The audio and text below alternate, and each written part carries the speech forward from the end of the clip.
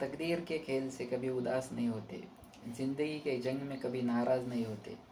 हाथों की लकीरों पे यकीन मत करना मेरे दोस्त, क्योंकि तकदीर तो उनकी भी होती है जिनके कभी हात ना होते। मित्रांनो नमस्कार, बऱ्याच दिवसानंतर एक व्हिडिओ घेऊन आलेलो आहे।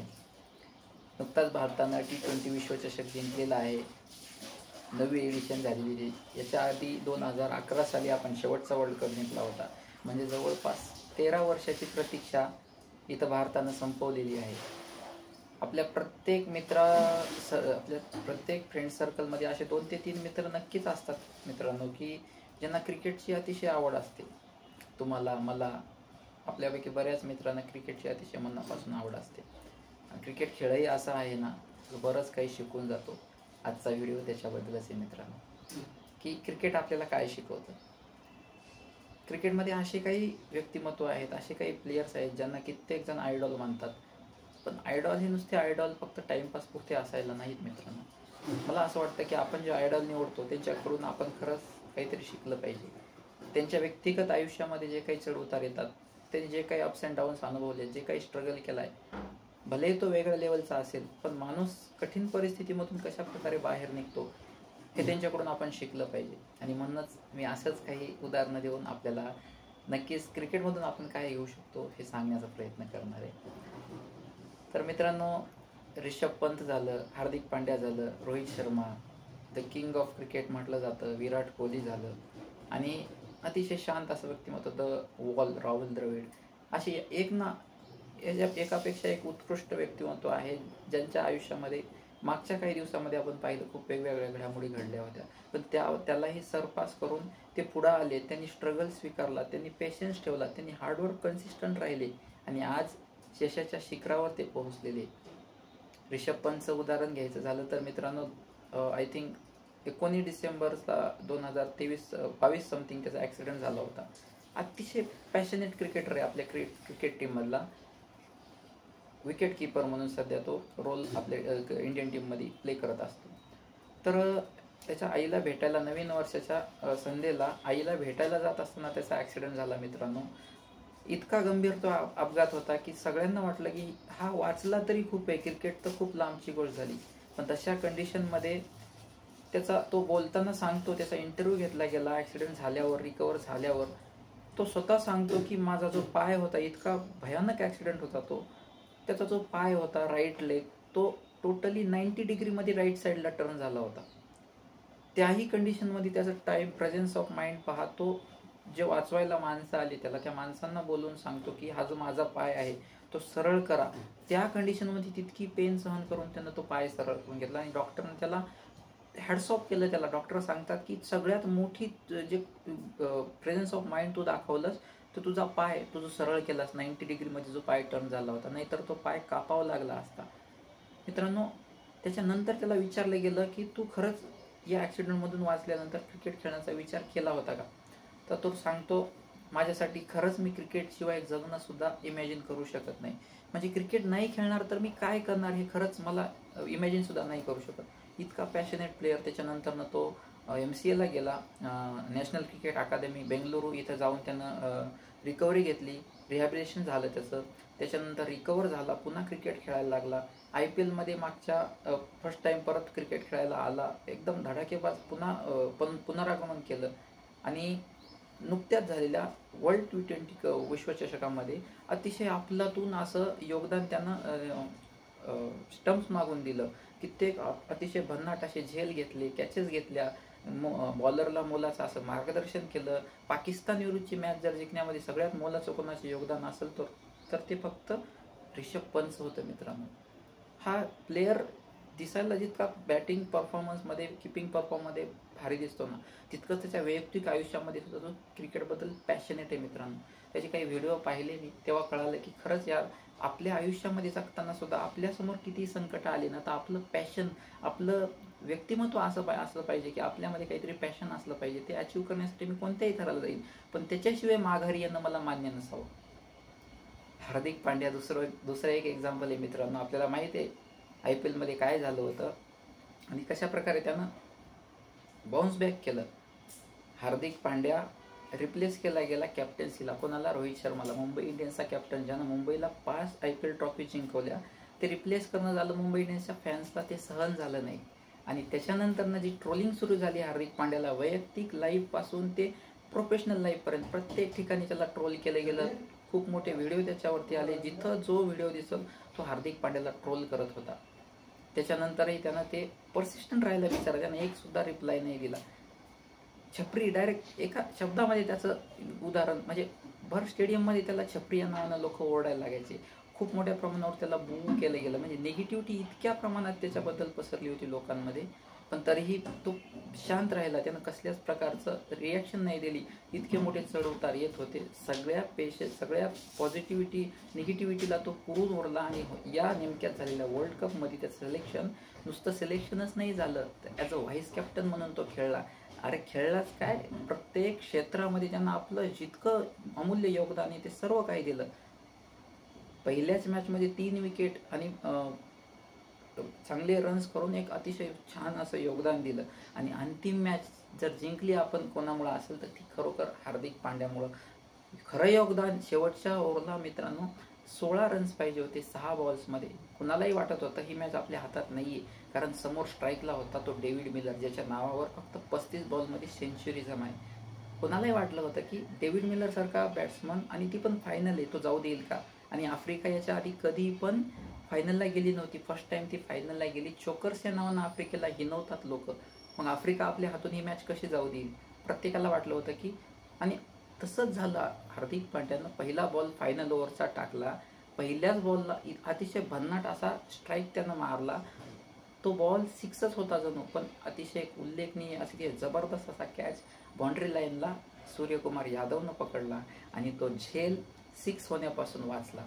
तो जो स्ट्राईक मारलेला बॉल होता तो 6 होण्यापासून वाचला. आणि तिथं विकेट गेली डेव्हिड मिलरची. आणि तिथून पुढचे बॉल टाकताना अक्षरशः हार्दिक पांड्या रडत होता.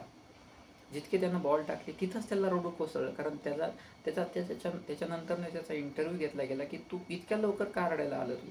तेव्हा तो सांगतो, तुम्हाला माहीत आहे माझ्या आयुष्यामध्ये मागच्या 6-7 महिन्यामध्ये काय घडलं, कसे माझ्या लाईफमध्ये अप्स अँड डाऊन्स आले, लोकांनी किती मोठ्या प्रमाणात मला ट्रोल केलं होतं, पण ते सर्व मी सहन केलं. आणि मला माहीत होतं की माझ्या आयुष्यात असा एक दिवस येणार आहे की बाकी सगळ्या ट्रोलर्सना मी माझ्या परफॉर्मन्सनं उत्तर देईन.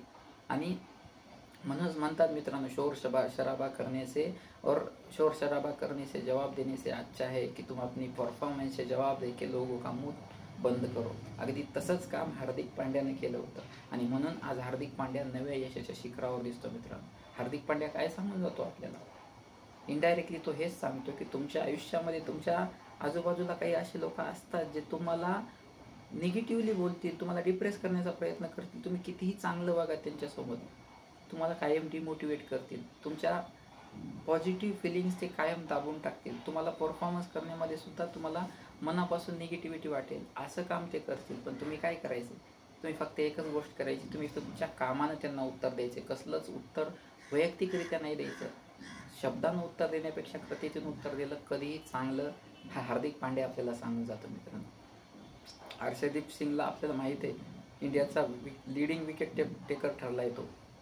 हर्षदीप सिंग मागच्या आय थिंक आपण पाकिस्तानसोबतच मॅच खेळत होतो आणि ती मॅच हारली. त्या मॅच हारण्याला कारणीभूत होता हर्षदीपचा सुटलेला कॅच, जो की फायनल ओव्हरमध्ये आला होता. पहिली मॅच होती आपण जी पाकिस्तानकडून T20मध्ये हारलो होतो रोहित शर्माच्याच कॅप्टन्सीमध्ये. त्यावेळेस हर्षदीप सिंगवर इतकी भयानक ट्रोलिंग झाली. ती ट्रोलिंग म्हणजे त्याला चक्क खलिस्तानवादी संबोधून टाकलं लोकांनी. चक्क खलिस्तानी असल्याचा आरोप त्याच्यावर केला लोकांनी. कारण खलिस्तानला सपोर्ट करतो हे सगळ्यांना माहीत आहे.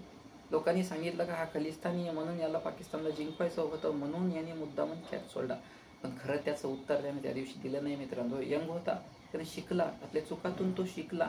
चुकातून शिकून यावर्षी सगळ्यात बेटर परफॉर्मन्स त्याने दिला आहे. भारतासाठी यावर्षीच्या वर्ल्ड कपमध्ये लीडिंग विकेट टेकर ठरला आहे तो, असा हा हर्षदीप सिंग. हर्षदीप सिंग आपल्याला काय सांगतो? हर्षदीप सिंगचं सांगणं एवढंच, तुम्हाला लोकांनी ज्या ज्या टीका केल्या आहेत ना, त्या टीकाला तुमचा परफॉर्मन्स आणि तुमचा संयम, तुमची जिद्द, तुमची चिकाटी, तुम्ही नवीन आहात, तुमच्या चुकातून तुम्ही शिका.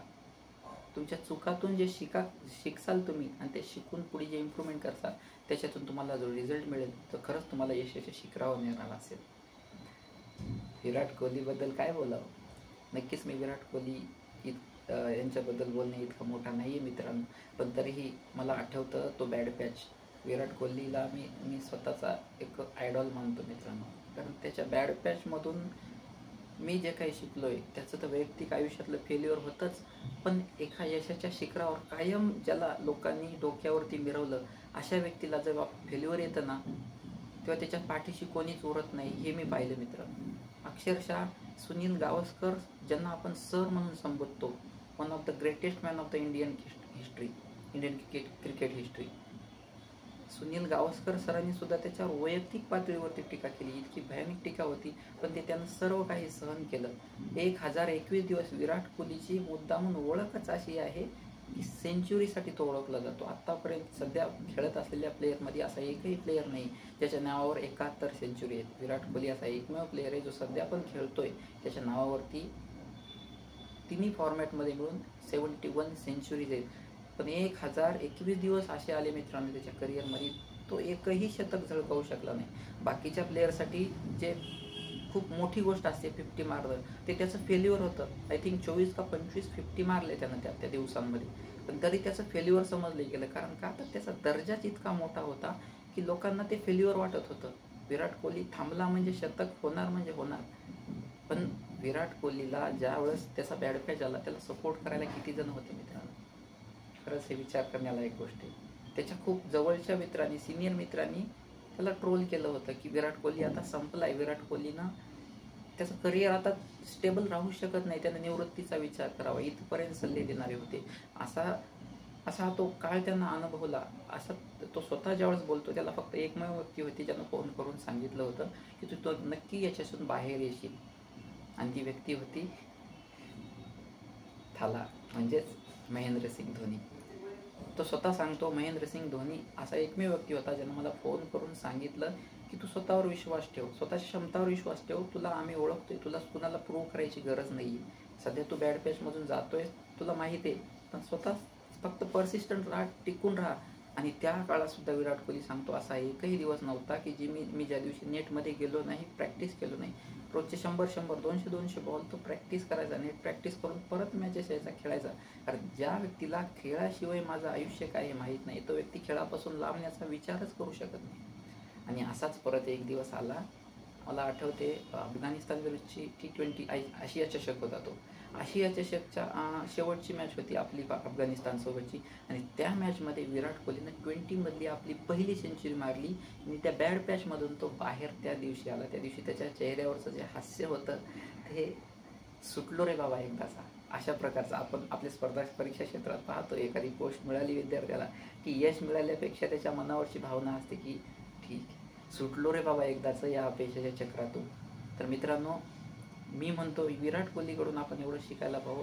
यश जितकं आपल्याला शिकवतं त्याच्याही पलीकडे जाऊन अपयश आपल्याला शिकवतं, आणि म्हणून त्या अपयशातूनही आपण शिकलं पाहिजे. आपल्याच नाही, आपल्या आजूबाजूच्या माणसांच्या, आपण ज्यांना आदर्श मानतो, ज्यांना खूप समाजामध्ये मोठा दर्जा दिला जातो, ज्यांच्या परफॉर्मन्सला वाखाणलं जातं, अशाकडून आपण शिकलं पाहिजे. मुंबई क्रिकेटचा राजा रोहित शर्मा, खरंच hats off you Rohit Sharma. मला खरंच खूप कौतुक करावं वाटतं रोहित शर्माचं, कारण मागच्या वर्षी 2023चा वन डे वर्ल्ड कप आपण हारलेलो होतो ऑस्ट्रेलियाकडून. अशी एकही मॅच नव्हती जी आपण गमावली. प्रत्येक मॅच जिंकत आपण तिथपर्यंत आलो होतो मित्रांनो. आपल्या देशात हा वन डे वर्ल्ड कप झाला होता आणि प्रत्येकाच्या ओठावर एकच होतं की या दिवशी इंडिया वर्ल्ड कप जिंकणार. 19 नोव्हेंबर 2023 अजूनही लक्षात आहे. प्रत्येकाला वाटत होतं की इंडियाचा वर्ल्ड कप आहे, आपण ऑस्ट्रेलिया सहज हारू. पण त्या दिवशी काहीतरी वेगळं घडलं आणि ऑस्ट्रेलियानं आपल्याला हरवलं. हातात आलेला वर्ल्ड कप आपल्या हातून ऑस्ट्रेलियाने खेचून नेला. त्या दिवशी खरंच रडणाऱ्यांमध्ये सगळ्यात एक मोठं नाव होतं ते रोहित शर्माचं. कारण रोहित शर्मा सांगतो, मला त्या दिवशी झोपसुद्धा आली नव्हती. माझ्या हातात त्याला जेव्हा विचारलं जातं ना, क्रिकेटमधून तुला काय हवं आहे, खूप मोठी अचिव्हमेंट तुला काय वाटते, तेव्हा रोहित शर्मा सांगतो की मला दुसरं काहीच नाही दिसत, मला कोणते रेकॉर्ड्स नको आहे, मला कोणतं ट्रॉफीज नको आहे, वेगवेगळ्या कोणत्या अचिव्हमेंट्स, टुर्नामेंटच्या अचिव्हमेंट्स नको आहे, मला स्वतःचे माइलस्टोन पण नको आहे. मला ते झोपीमध्ये सुद्धा मला ते ट्रॉफी दिसते, मी जातोय स्टेजवरती, मला जे आयोजक आहेत ते माझ्या हातात ट्रॉफी देत आहेत, असं स्वप्न असावं मित्रांनो प्रत्येकाचं. तुम्ही जर अभ्यास करताय ना तर तुमच्या मनामध्ये ते दृश्य आलं पाहिजे. काय काय सांगताय ते क्रिकेटर आपल्याला? अरे स्वप्न काय सांगता आपल्याला? स्वप्न हेच सांगतं की तुम्ही जे सांगताय, तुम्ही ते जे इमॅजिन करताय ते तुम्ही जगायला हवं. त्याच्यासाठी आपला एक ना एक दिवस, त्याच्यामध्ये एक ना एक क्षण होतायला हवा, तेव्हा हे दिवस अनुभवायला भेटतात. रोहित शर्मा सांगतो आणि आज तसंच घडलं. म्हणजे 29 जूनला ज्या दिवशी वर्ल्ड कप जिंकला, त्या दिवशी खरे क्षण तो जगत होता. त्या दिवशी त्याच्या चेहऱ्यावरचा आनंद, एकीकडे अश्रू होते आणि एकीकडे आनंद होता. हा आनंद जगतो. आणि रोहित शर्मा आपल्याला हाच सांगून जातो मित्रांनो की जे क्षण तुम्ही जगताय, ज्या क्षणामध्ये तुम्हाला जगायचे, जे यश अनुभवायचे, त्याच्यासाठी आपला एक ना एक दिवस खर्ची करा. 2007 पासून आय थिंक रोहित शर्मा 2006 का 7 पासून क्रिकेट खेळतोय, पण त्याचं स्वप्न कधी पूर्णत्वास आलं आज? म्हणजे आपल्याला बऱ्याचदा आपलं यश, आपली मेहनत सुद्धा पेशन्स घेणारं असतं. असं वाटतं की नको यार, द्यावं सोडून. हे का करू शकला नसता तो रिटायरमेंट अनाऊन्स? 2023ला ज्या दिवशी त्याला फेल्युअर आलं, ज्या दिवशी हातातून आलेला वर्ल्ड कप निसटून गेला, तेव्हा रडत रडत तो ड्रेसिंग रूममध्ये गेला होता. त्या दिवशी कदाचित त्याला वाटलं असतं की नको यार, आपल्याच्या नाही होत, सोडून द्यावं. पण दिलं का त्यानं? नाही. पुन्हा त्याच जिद्दीनं, त्याच निर्धारानं उठून उभा राहिला, लढला आणि जिंकला सुद्धा. आज जवळपास 2011 म्हणजे 13 वर्षानंतर आपण ट्रॉफी जिंकली. ती रोहित शर्माच्या या निश्चयामुळे. अतिशय शांत, संयमी आणि मुंबई क्रिकेटचा राजा मानला जाणारा रोहित शर्मा. अशा या व्यक्तिमत्वाकडून आपल्याला शिकण्यासारखं खूप काय मित्रांनो. फक्त एकच गोष्ट सांगावीशी वाटते, पर्सिस्टंट राहणं रोहित शर्मा आपल्याला खूप काही सांगून जातो. पर्सिस्टंट राहा, चिकाटीनं तुम्ही मेहनतीनं टिकून राहा. आज नाही यश मिळालं याचा अर्थ असं नसतं की यश तुम्हाला मिळणार नाही. आजची मेहनत तुम्हाला उद्या नक्की कामी येईल.